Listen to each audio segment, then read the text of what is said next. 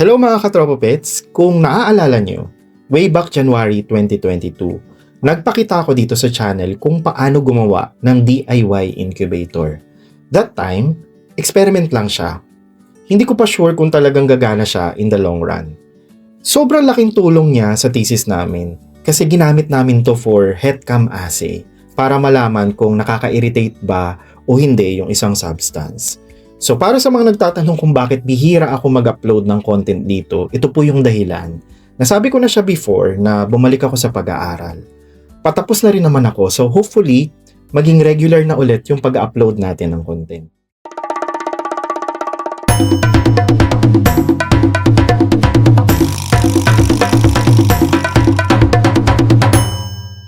Balik tayo sa incubator. Sa unang linggo, okay naman siya.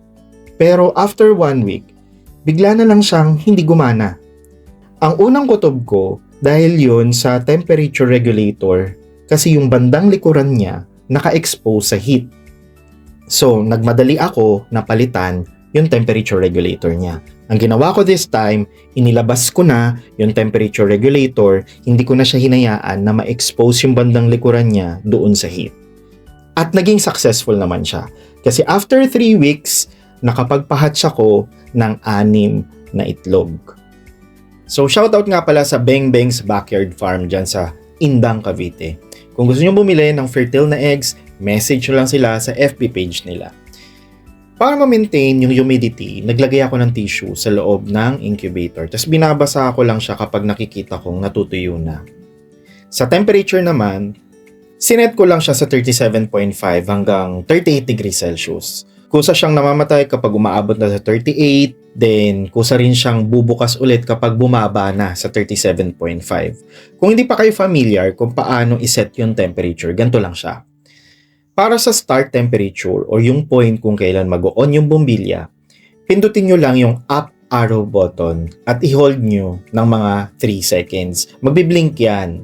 Ibig sabihin, pwede nyo na siyang iset. Gamitin nyo lang yung up and down button para taasan o babaan yung temperature. Siyempre, depende yan sa itlog na ipapahatch ninyo.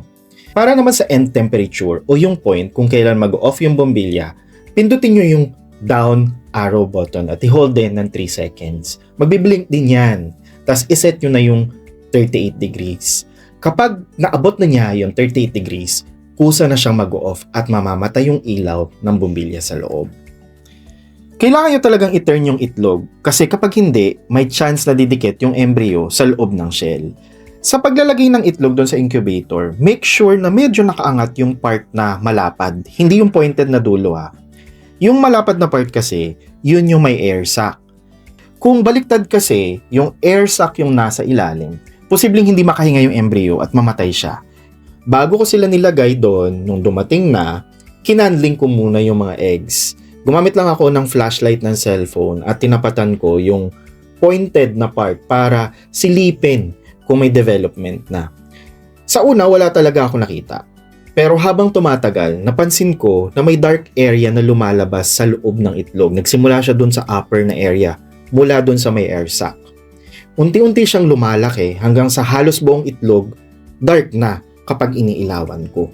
Ibig sabihin nun, fully developed na yung sisiw sa loob. Nung 3rd week, may chirping sound na. Pagtingin ko, may isa na pala nag-hatch. Hindi ko muna siya nilabas. May ina-absorb pa kasi siyang nutrients mula dun sa itlog. Hayaan muna siya ng mga 24 hours para matuyo yung balahibo niya. Napansin ko rin na nung nakakatayo na yung sisiw, tinutuka-tuka niya yung ibang eggs. Parang tinutulungan niya yung ibang eggs na mag-hatch din.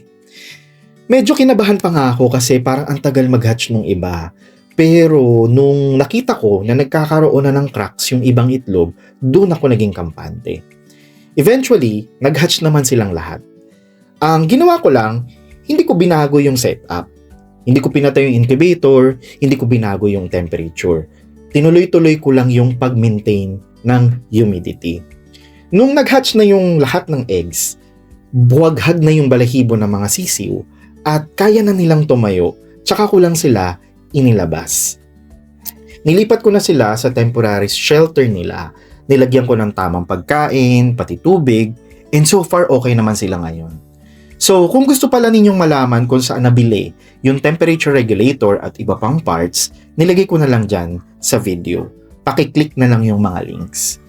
So, hanggang dito na lang mga katropa pets at sana makatulong to dun sa mga gustong mag-alaga ng sisiw or gustong mag-alaga ng ibon.